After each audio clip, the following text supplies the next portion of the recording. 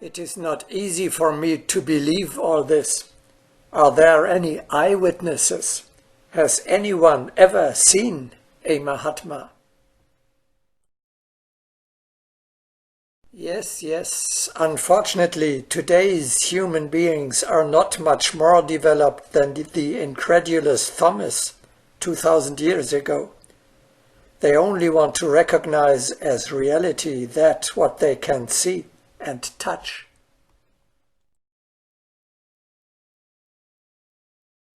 Jesus speaks, "Thomas, because thou hast seen me, thou hast believed. But blessed are they that have not seen, and yet have believed."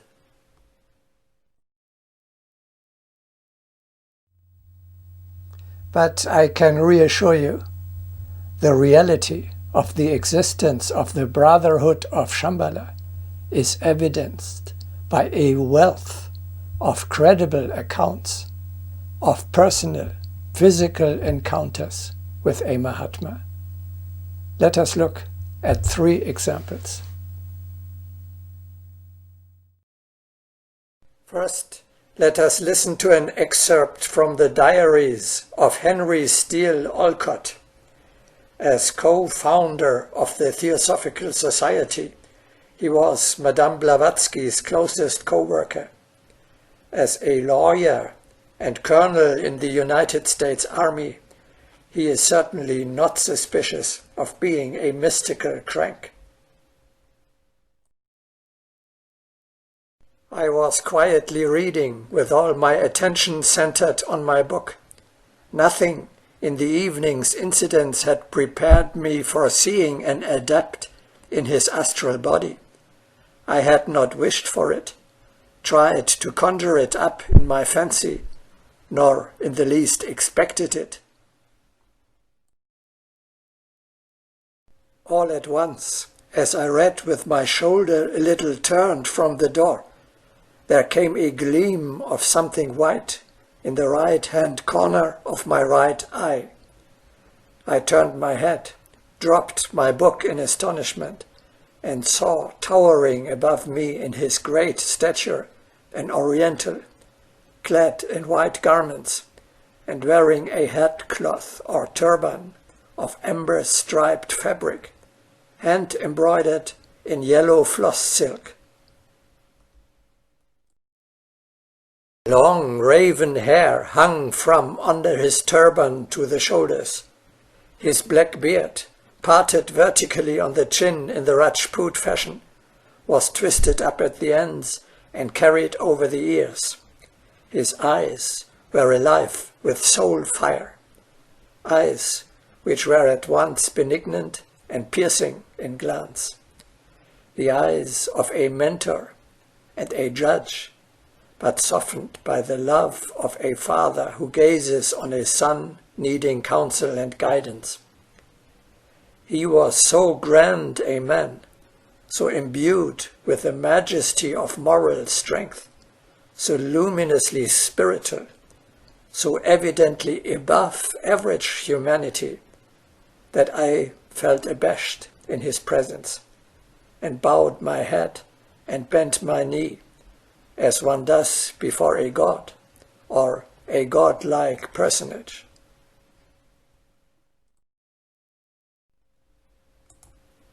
A hand was lightly laid on my head.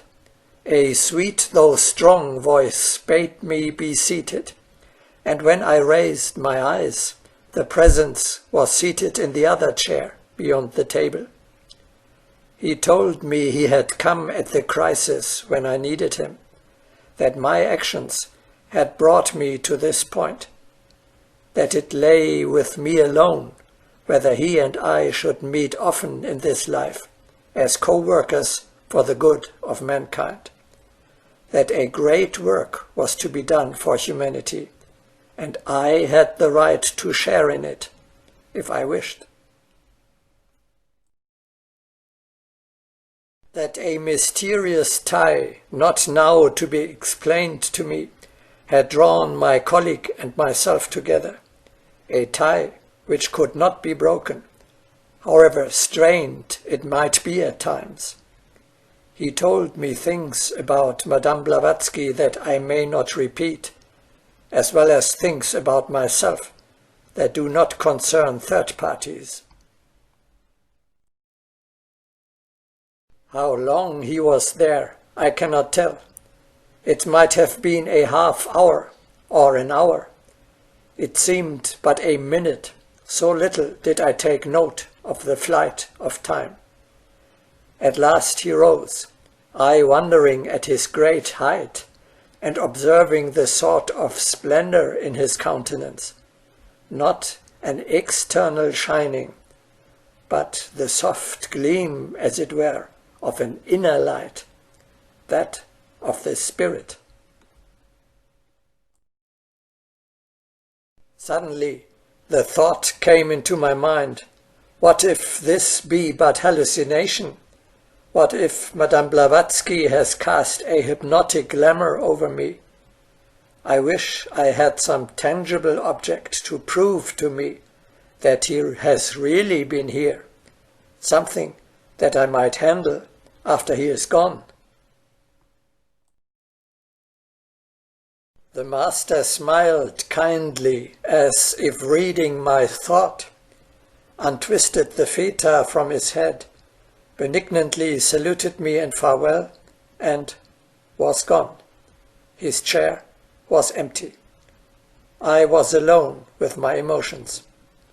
Not quite alone, though, for on the table lay the embroidered headcloth, a tangible and enduring proof that I had not been overlooked or psychically befooled, but had been face to face with one of the elder brothers of humanity, one of the masters of our dull pupil race. I have been blessed with meetings with this master and others since then, but little profit is to be reaped in repeating tales of experiences of which the foregoing is a sufficient example. However others, less fortunate, may doubt, I know. So much for Olcott in his diary. The turban may still be examined at the headquarters of the Theosophical Society in Adyar, India. Rama Swarmir, a member of the Theosophical Society and disciple of the Brotherhood, reports about an encounter with Mahatma Maurya in 1882 on the Tibetan border after an adventurous journey. I looked at and recognized him instantly. I was in the awful presence of him, of the same Mahatma, my own revered guru, whom I had seen before in his astral body on the balcony of the Theosophical headquarters.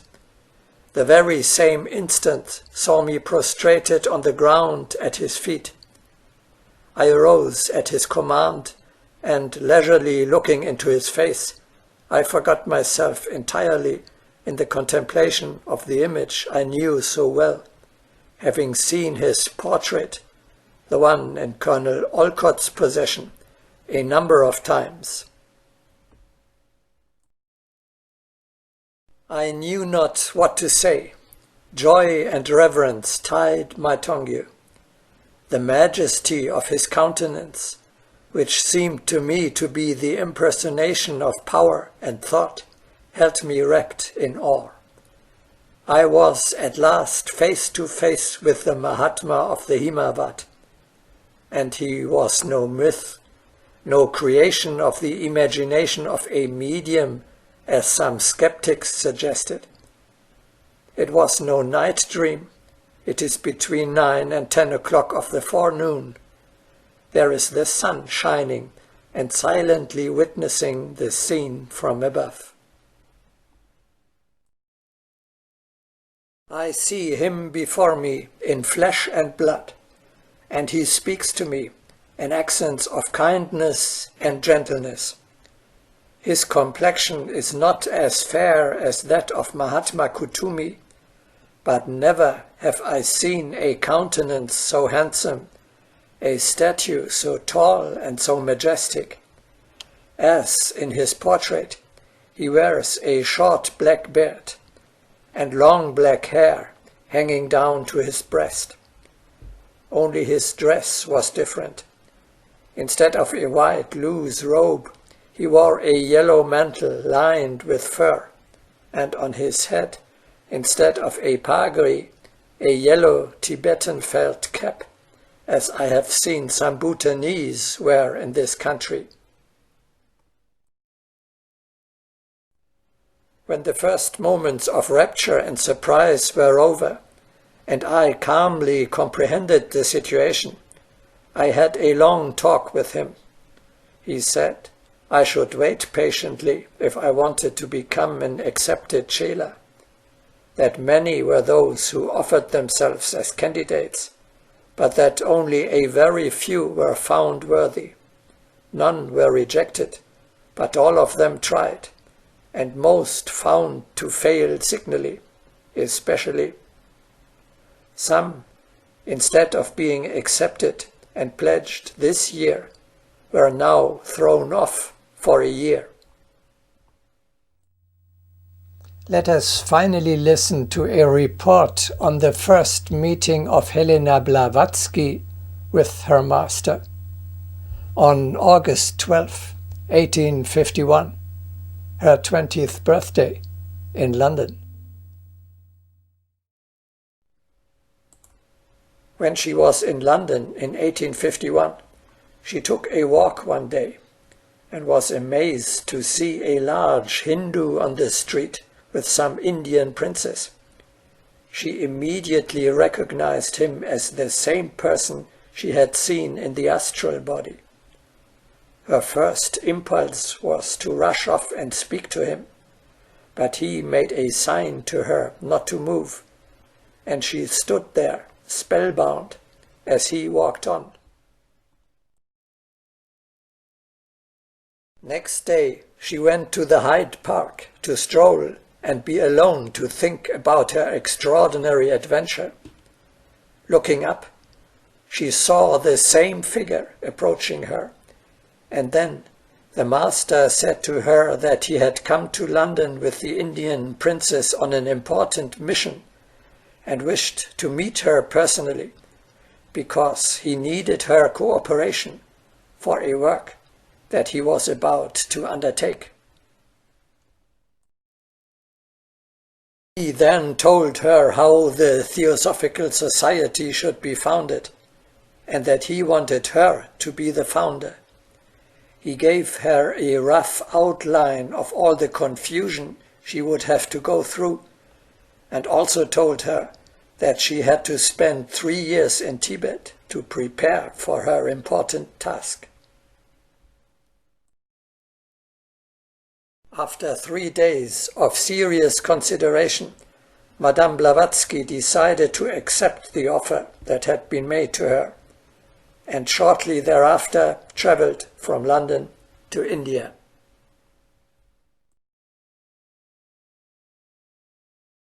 From one here and one there comes the cry, if the initiates are facts in nature and in life, why do they not appear to me? Why do they not come out from their concealment and prove themselves to me? Evidently without a suspicion of the fact that the daily lives they lead would make it impossible for such a one to exist in their vicinity.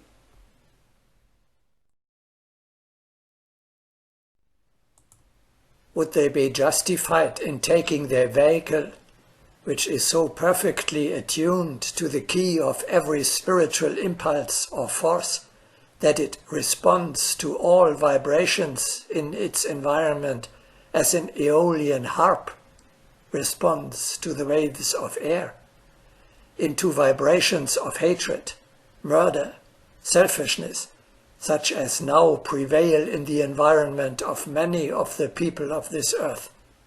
for the sole purpose of satisfying mere curiosity.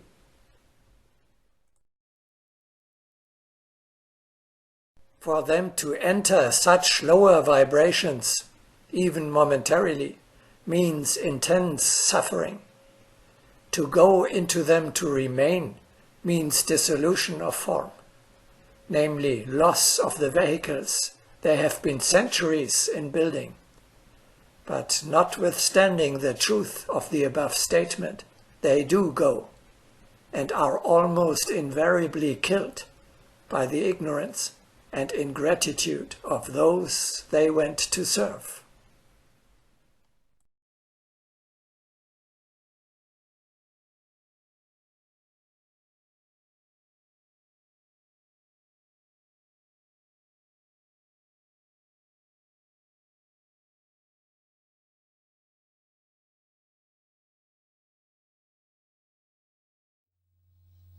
Unlike James Hilton and Hermann Hesse tell us, the Mahatmas are not engaged in absurd scientific work or in playing the glass speed game. Our community cannot be accused of scholasticism. Rather, the inexperienced may be stunned by the intensity of tempo and by apparent suddenness. Life itself gives agility to the community. New combinations are engendered, requiring immediate departure or hurried return.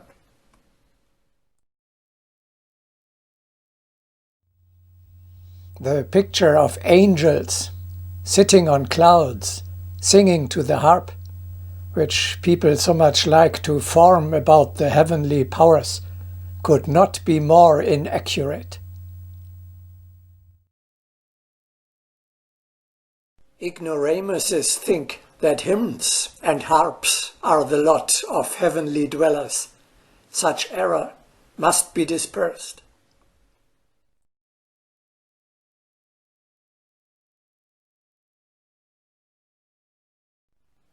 It is a mistake to picture our community as sitting in the shade, singing praises to an invisible creator. Each construction must be commensurate with the conditions of the step of evolution. We realize what a tensed rhythm the present requires.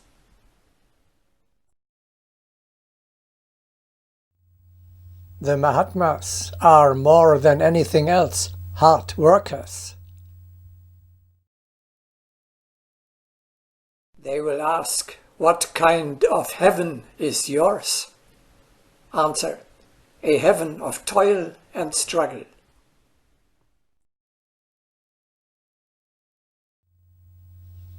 They are the first servants of humanity. One should not understand the brotherhood as something abstract. It is here present for the happiness of humanity.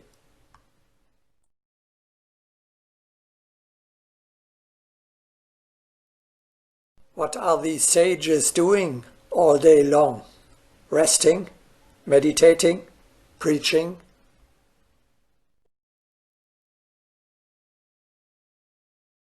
We have a lot of worries. I must emphasize this, for some people have strong ideas about us and think of us as beautiful angels dwelling in the clouds and playing harps. May the true description of our concerns and labors be given to the people.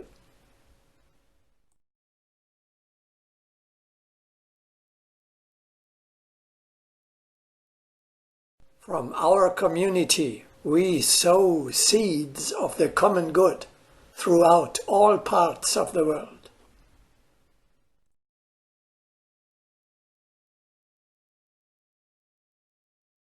The Brotherhood is working tirelessly for the welfare of mankind.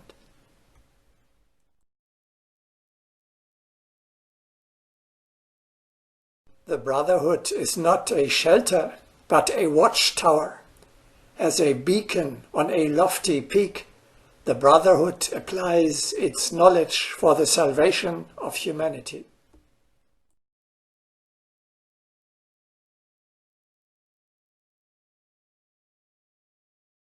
Our work is devoted to direct ways of help to people. Our inner life can be expressed simply. We help. This labor is most difficult because people reject our help in so many ways.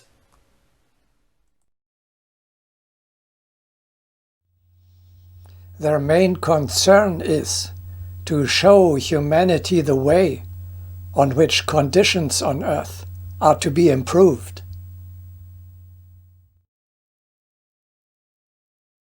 The work of the Brotherhood is divided into 3 sections. First, search for means to ameliorate the conditions of the earthly plane. Second, search for ways to convey to people the results obtained. Third, search for means to communicate with the distant worlds.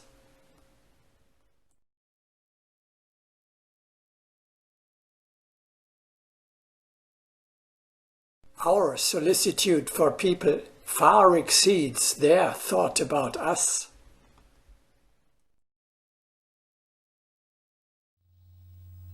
Due to the immense size and the gigantic difficulties of their task, the work of our elder brothers is being carried out in the highest tension and with unimaginable toil.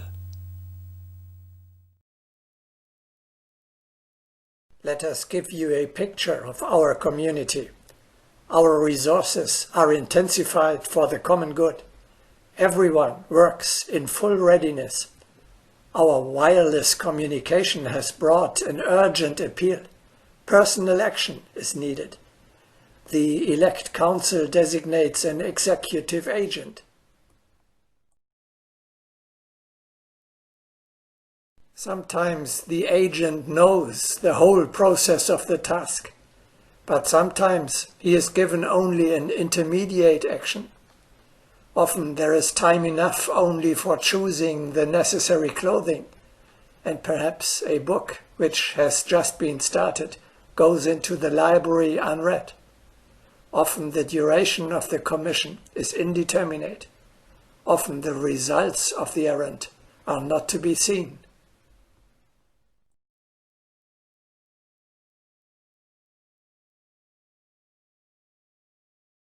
Our brothers are applying all efforts to conciliate the peoples.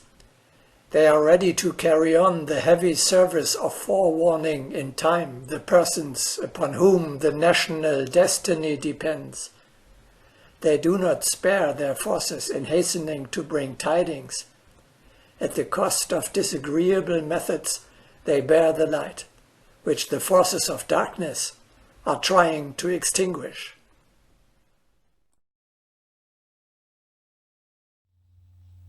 The Mahatmas are literally laboring in the sweat of their faces. Humanity is ailing with these horrible ulcers, and we are obliged to exude bloody sweat in corrective measures. This is the state of tension in which the hierarchy of light works. Verily, bloody sweat covers our brow.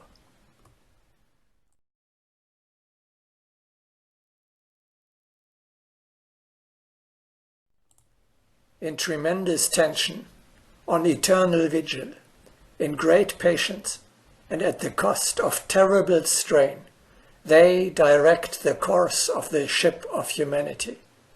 They sacrifice their lives for their fellow man. They straighten the heeling of the ship and steer it along the right channel.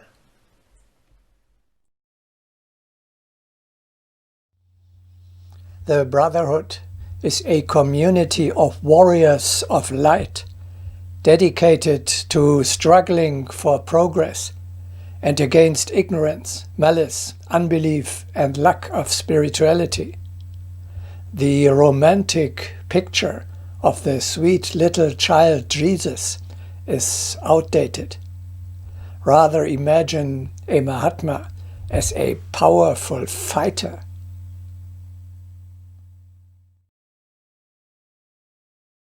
What more nearly compares with our community, a choir of psalm singers or an armed camp?